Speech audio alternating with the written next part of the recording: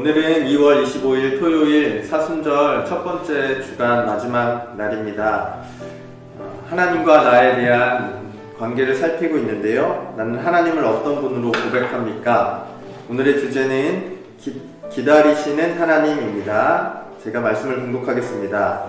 이 내 아들은 죽었다가 다시 살아났으며 내가 잃었다가 다시 얻었노라 하니 그들이 즐거워하더라. 아멘. 네, 제가 묵상 말씀을 읽겠습니다. 우리가 잘 아는 탕자의 비유가 있습니다. 시골의 한 농장 주인에게 두 아들이 있었는데 어느 날 둘째 아들이 아버지께 유산을 미리 달라고 요청합니다. 아버지는 속이 상했지만 결국 그가 받을 유산을 미리 떼어줬습니다. 둘째 아들은 유산을 현금으로 바꾸어서 곧바로 외국으로 떠납니다. 그리고 그는 바라던 대로 돈을 펑펑 쓰면서 인생을 즐겼습니다. 허랑방탕하여 그 재산을 낭비하더니 사람들로부터 대단하다라는 칭찬을 받고 싶었기 때문입니다. 이처럼 그는 남들에게 주목받고 칭찬받고 싶다는 꿈이 생기면서 가족이 자신의 집이 모두 싫어진 겁니다. 그러나 얼마 지나지 않아서 그는 모든 유산을 탕진하고 알거지가 되고 맙니다. 상황은 더욱 나빠졌고 흉년까지 겹쳐 생존의 위험마저 느낍니다. 이렇게 모든 것을 탕진한 그는 일거리를 찾았는데 바로 돼지치기였습니다. 하지만 철저한 실패였고 결국 고민 끝에 그는 집으로 돌아갑니다. 그런데 여기서 드라마틱한 반전이 일어납니다. 분노한 아버지가 둘째 아들을 때리며 쫓아내야 맞지만 오히려 아들이 살아 돌아옴을 기뻐하며 반갑게 안아주고 잔치까지 벌인 겁니다. 그런데 이 상황을 도저히 용납할 수 없는 사람, 바로 첫째 아들이었습니다. 그가 아버지께 분노하며 따지자 아버지는 이렇게 말합니다. 너는 항상 나와 함께 있으니 내 것이 다 내 것이로 돼. 이 내 동생은 죽었다가 살아났으며 내가 잃었다가 얻었기로 우리가 즐거워하고 기뻐하는 것이 마땅하다. 아버지는 첫째 아들이 그동안 자기에게 순종하고 열심히 일한 것에 대해서 매우 고마워했습니다. 그러나 아버지는 첫째 아들이 일만 열심히 할 뿐 아버지의 마음에는 함께하지 않는다는 것을 보고 슬퍼한다는 것으로 이 탕자의 비유는 끝납니다. 이 탕자의 비유가 둘째 아들이 돌아와서 아버지가 기뻐한다는 내용으로 끝났으면 좋았을 텐데 예수님은 굳이 뒤에 첫째 아들 이야기를 덧붙이십니다. 왜 그러셨을까요? 사실 이 이야기는 바리새인과 서기관에게 하는 말씀입니다. 그들은 누구보다도 하나님의 율법에 순종해 왔지만 언제부턴가 하나님을 슬프게 하는 자녀로 변질했습니다. 율법에 담긴 하나님의 마음에는 전혀 무관심했기 때문입니다. 마치 첫째 아들처럼 말입니다.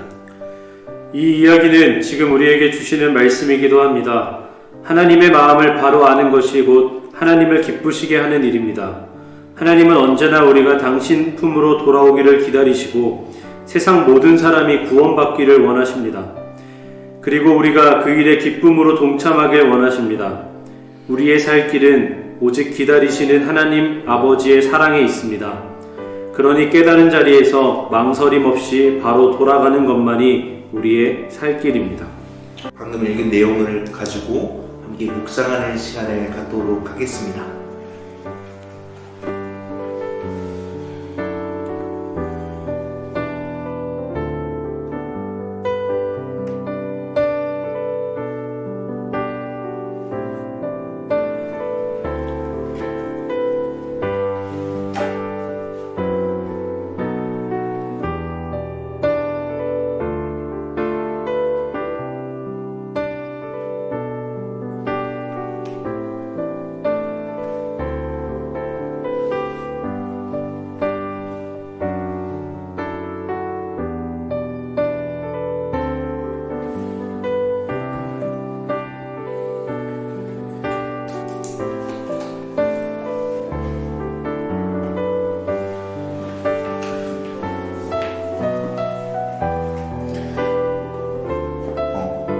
저는 둘째 아들이 아버지께 미리 유산을 받았다라는 말을 조금 묵상해 보았습니다.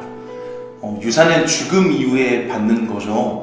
근데 이 둘째 아들이 아버지의 유산을 미리 받았다라는 것은 살아계신 아버지를 죽은 사람으로 취급했다라고 볼 수도 있는 것 같습니다.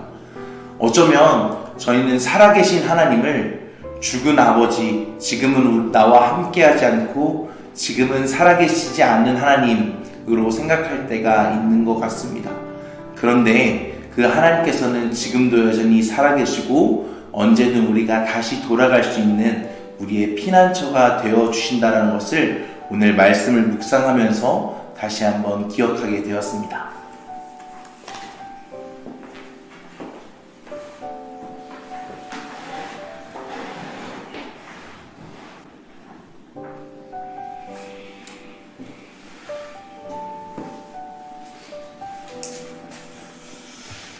저는 오늘 말씀과 본문을 묵상하면서 자존심이라는 키워드가 생각이 났습니다.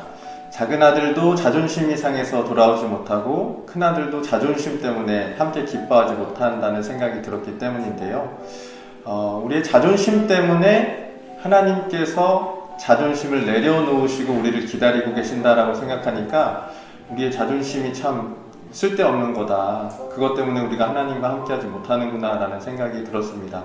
그러면서 한편으로 하나님께서 우리를 위해 자존심을 내려놓고 기다려 주셨던 것처럼 우리도 서로에게 자존심을 내려놓고 서로를 받아들이고 이해하고 사랑하면 좋겠다라고 묵상하게 됐습니다.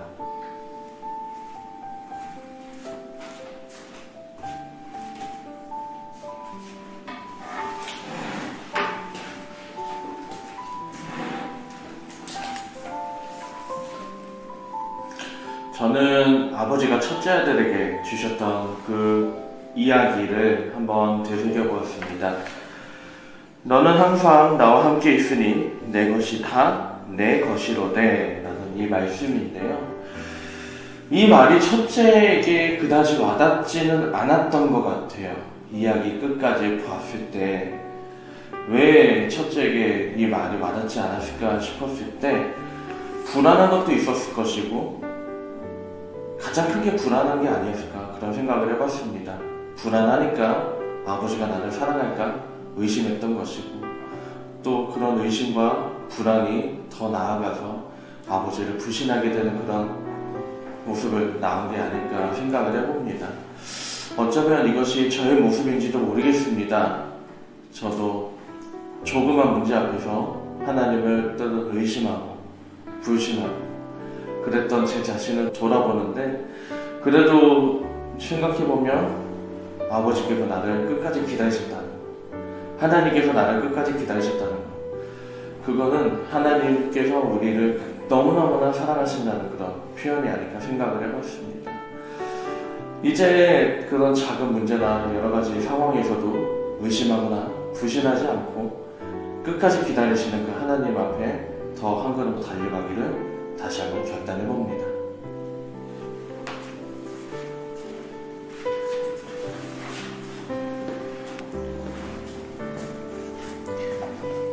네, 저는 31절 말씀 보니까 너는 항상 나와 함께 있으니 내 것이 다 내 것이로되 라고 말씀하신 부분에서 저 스스로도 하나님과 함께 있는 것이 동행하는 것이 형통이다라고 입술로 말은 하지만 그렇게 항상 고백하며 살고 있지만 세상의 부귀영화를 은근히 부러워하는 모습을 보면서 저의 모습을 보면서 내가 복음을 누리는 것이 아니라 그저 참고만 있는 것은 아니었는지 그들의 모습을 부러워하고 있지만 그냥 내가 해야 할 일이니까 참고 살아가고 있었던 건 아닌지 돌아보게 되었고 그러면서 내가 아들이 아니라 종으로서 하나님을 섬기고 있었나?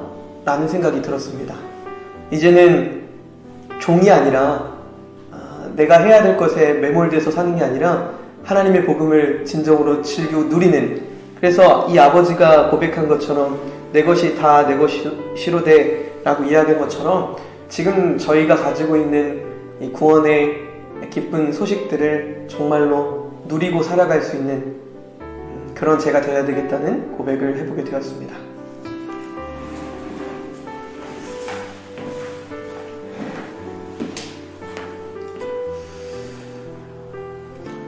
저는 하나님을 슬프게 하는 한마디라는 말씀이 와닿아서 묵상을 했습니다. 그들은 누구보다도 하나님의 율법에 순종해 왔지만 언젠가부턴가 하나님을 슬프게 하는 자녀로 변질했습니다. 라는 문구가 저의 마음에 와서 새겨졌습니다. 첫째 아들은 평생 아버지와 함께 있으며 일도 하고 누리면서 지냈지만 순종했지만 결국에 아버지를 슬프게 하는 첫째 아들이 되었습니다. 그것처럼 우리의 순종도 혹시 한마디 때문에 우리 하나님을 슬프고 걱정하게 만들지는 않는지 생각해 보았습니다. 나의 순종과 또 내가 살아가는 하루하루가 하나님을 기쁘시게 하는 것으로 이루어지기를 기도했습니다. 여러분은 오늘 묵상에서 어떤 거를 느끼셨나요? 기다리시는 하나님을 우리가 생각하면서 각자 주신 그런 묵상을 가지고 우리가 함께 묵상 기도를 올렸으면 좋겠습니다. 시작. 모든 사람이 구원받기를 간절히 원하시는 하나님, 그 마음으로 우리를 기다리고 계신 것을 믿습니다. 이제 모든 죄악에서 돌이켜 하나님께 돌아가게 하시고 하나님의 집에서 행복한 삶을 누리게 하옵소서. 아멘.